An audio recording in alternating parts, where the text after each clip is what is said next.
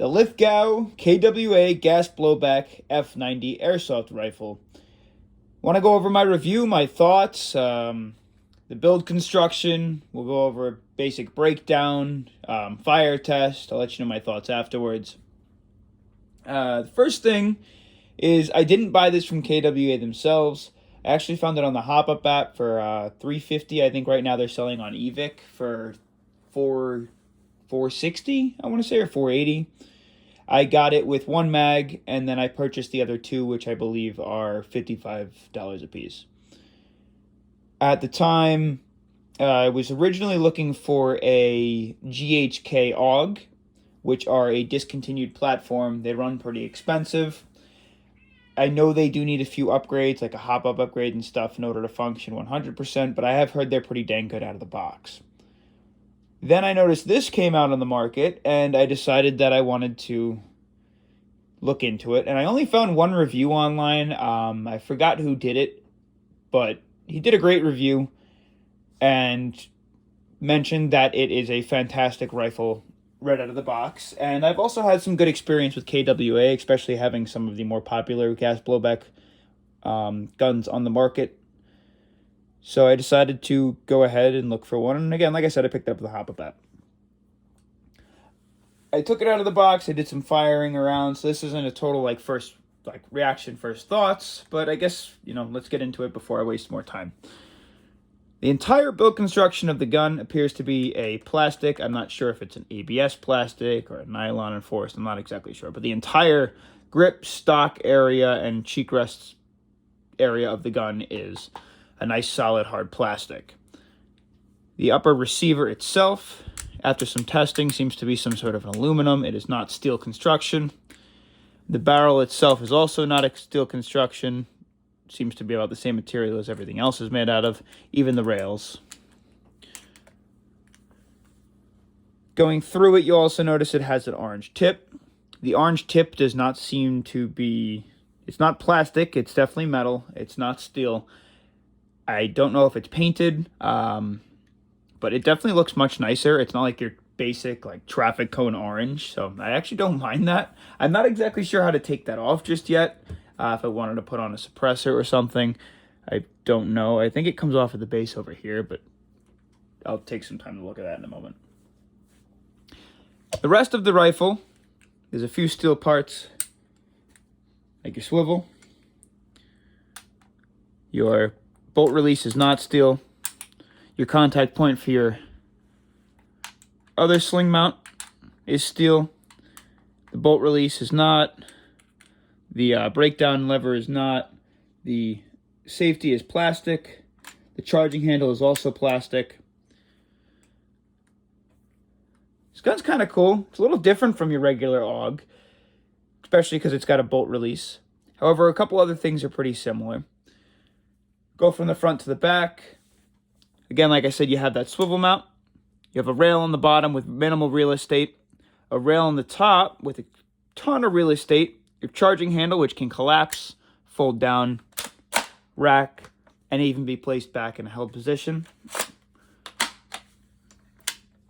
Your safety, which only goes in safe and fire. I'll explain how you get to semi in a second. Like I said, your bolt release. We'll hold this guy in place, which is something you don't see on the AUG. You have an inline mag release, which is nice because technically then it's kind of ambidextrous. Your other swivel mount. Your butt plate is a nice rubber. And then you even have some more real estate on the side with a rail that comes with this little rubber cover on it for protective reasons, which I think is nice in case obviously you're not running anything on it. One of the weird things, or two of the weird things, are all within this region. First, like I said, your fire. It's locked and safe. And then fire. It's a two-stage trigger. What does that mean? Well, you, like I said, can only put it into fire mode and fire full auto with a full pull or semi with a half trigger pull. If you want to semi-lock it, there's this little nub right here. Let me see if I can zoom in for you. This little nub on the trigger. If you pull it down, it is then semi-locked. Press it up, full auto. Or semi if you have a nice light trigger touch. So that's kind of interesting. Another weird quirk with the gun is the underbarrel grenade launcher attachment place that is added to it, but they don't sell the grenade launcher just yet. Now, if I didn't mention this already, this is an Australian military rifle. They made these specifically for the Australian military to use as training rifles because this is the rifle that they prioritize or use regularly. On the military version, and weirdly enough, the Airsoft version, if you press outwards on this plastic piece, this whole chunk of plastic comes out, allowing you a space to mount a specially designed grenade launcher. I'm not one to use grenade launchers, but, like, I kind of hope they release one. It's cool. Definitely not something you see every day. Other than that, you have the, one more thing. So, you could see, this is where the bolt opens on the right side. If you want to change that, you just take your dust cover, you can pop it off and put it on the other side. So, depending on what side you choose to fire from, whether you're righty or lefty. So, that's ambidextrous as well. It's just a plastic piece that pops in and out. So now bear with me. For the breakdown, as far as I'm aware, you have to put the gun into safe, pull the charging handle, then you see this takedown button. You have to push it all the way through, as far as it'll let you go. And then the entire upper portion of the gun should pull apart.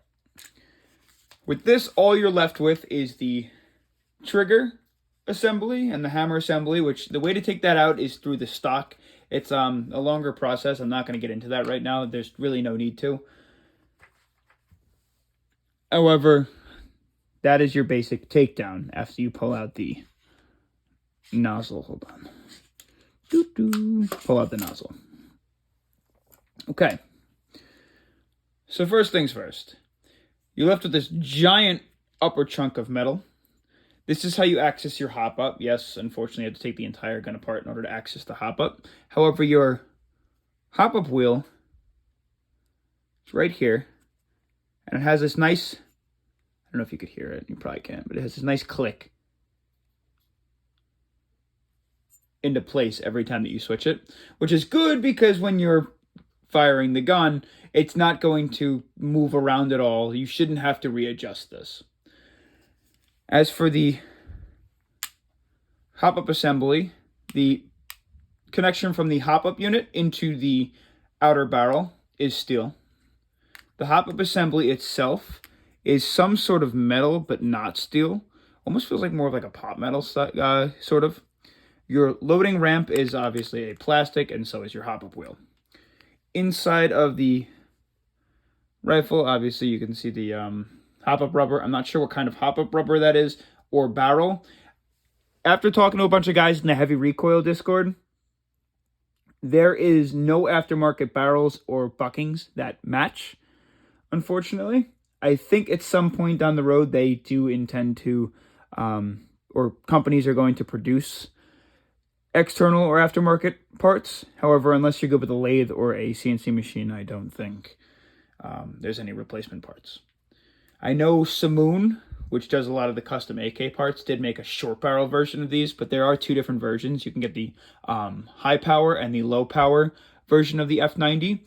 The high power is around 400 FPS, and the low power I think is like 350, 360. So into the blowback unit itself, you first have the nozzle, then the nozzle housing, which is metal but not steel, your two guide rods, which are steel reinforced. The connection is not very strong, but it might be like steel reinforced. What else do we have? This looks like a place to take some abuse. The nozzle itself is unbelievably smooth. Props to KWA for that. And again, just reassemble the gun. To do so, you line the two rods up through the back holes, with obviously the nozzle facing downwards and the hump on the top. Sometimes it takes a little bit of wiggling. Into the other two holes. Give it a little bit of a push to snug it and make sure it's snug. And then back into the grip. Again, make sure that the takedown pin is pushed all the way through the other side, as far as it can go. Slide this guy right back in. Push your takedown lever down. Put that sucker in fire. Pull the charging handle, and if you hear a click, do it again. Then you're in the right place. Let's get a little further into the mags. Like I said, the mags are these beefy chunks of metal with a plastic upper. The bottom is a little bit glossy, or it's glossy, it's a little slippery, so I think maybe some like spray paint or some tape might be a good option if you're playing in like wetter weather, or if your gloves don't have a good grip on them.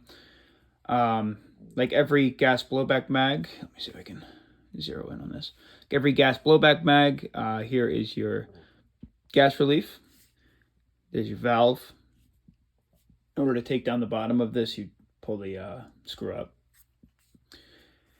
Typical KWA, you have these nice beefy feed lips, so you can just feed straight down into the magazine, unlike regular magazines where you may need an adapter for them, or you have to hold down the spring and load them from a separate slot at the bottom. Even the gas outlet here is nice and fat.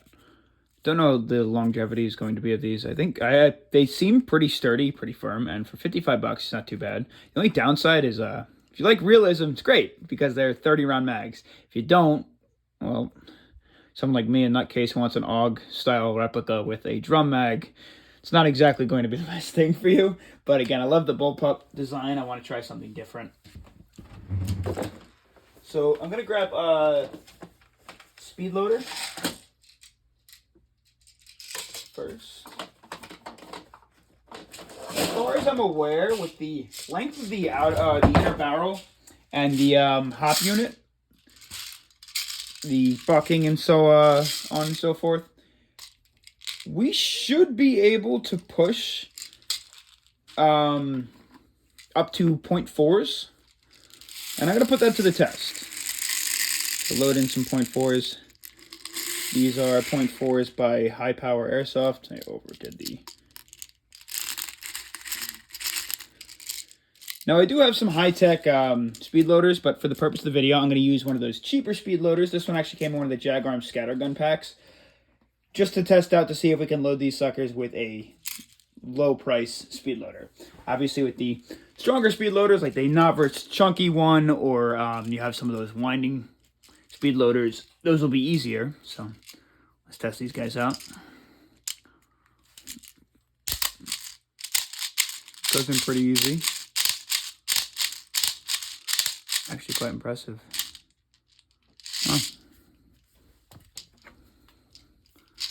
Oh, something BB. Pick that up, my wife will kick my ass.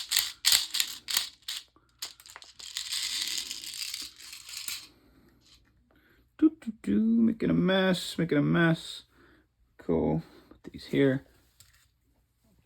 Now with two of these mags, I'm going to test out the semi, and then one of them will test out the full auto. Right now the temperature is around 55 degrees here.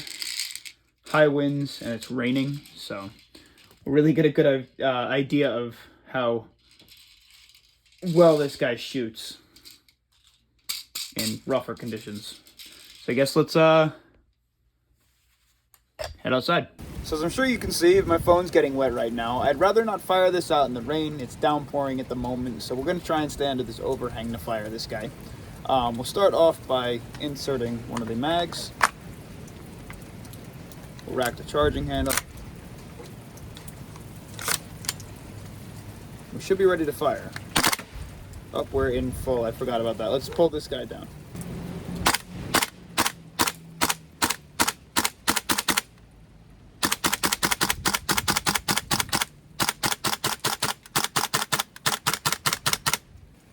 Alright, so it seems like we're out of ammo. One weird thing is, it might be because it's cold, but the bolt release didn't engage, right? Yeah, the bolt release didn't engage. Let's get another mag in there. And we'll throw this guy on full auto. Let's see how we are in full auto. Push this little pin back up.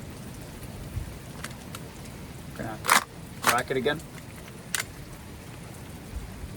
See what we got. Nothing. Got a mag without gas. Now we got gas. What's going on, guys?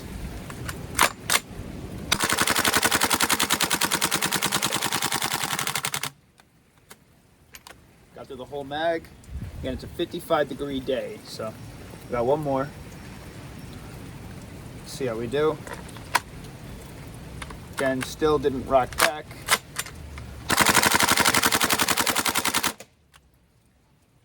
That one did lock back. You see that? And then the bolt release in the back. All right, so we're back inside at a table this time, not on the ground. Not too bad. I think the firing test went relatively well. I don't know if the reason that it wasn't locking the bolt back like it was supposed to, like this,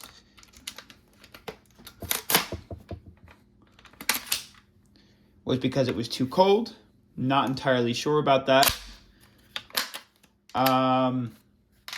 The firing test itself, like I said, we didn't get to range test it. However, the gun does recoil quite nicely. I think you can really feel that throughout the stock coming back into your shoulder. Again, it's airsoft, so the recoil itself isn't very prominent, but it's as prominent as I think it could be with an airsoft replica. Its full auto function was, even in the colder weather with green gas, quite impressive. It got through an entire mag on each one, even with semi and full. And there's still some gas left. I don't know how much is left. Let's see. Not too much, but that's pretty good. And then these mags were sitting full of gas. I didn't refill them. They were sitting full of gas, I want to say, for at least like a month and a half before I did this review, because I can't play at my indoor field. I haven't gotten outdoor yet because it's still pretty cold. So, pretty good. Few issues that I have with the rifle itself. The build quality. I think KWA did a relatively decent job, except there's one issue, and I've seen this on a few of them so far. The bottom of the grip just doesn't seem like it was molded together all the way. I don't know if this is a production issue. It seems to be relatively often with a lot of different people's rifles that they have been getting. I see this in the Heavy Recoil Discord more than once, so I don't know what the deal is with that. The trigger safety is only accessible from one side. Now, that's not a problem, but the problem is that I can see, and I saw this on, I think, Jet Desert Fox's channel. He had mentioned this. It's no problem, and this has nothing to do with KWA. This is just an issue with the Lithgow F90 itself. When you're playing and you're peeking a corner or you're moving quick, or you got these chunky gloves on with padding, it's not very hard to accidentally hit it. Well, and does this pose a problem? Well, suppose you're at a field that's semi-lock only. If you pull this trigger too far at one point, it's going to send rounds downrange. So that could be an issue. I do wish the swivel mounts were like those push-in pin swivels instead of like obviously needing a clip. But again, still, it's just that's a KWA thing. Or no, that's a F90 quirk, not KWA's fault. Other than that, it's weird. It's a bullpup. If it's your thing, cool. If it's not, don't buy one. Do I recommend it? For $460 brand new at $50 mags? For now. I don't know what the longevity of these guys are. I do hope that they start coming out with some aftermarket parts, some other inner barrels and things. I'd like to shorten the barrel if possible. Then I could play indoor with it. Outdoor is the only thing I can do right now because unfortunately the FPS is too high for my local indoor field. If you got any questions, let me know in the comments. Anything you'd like me to test, I'd be more than happy to. But for now, stay stupid.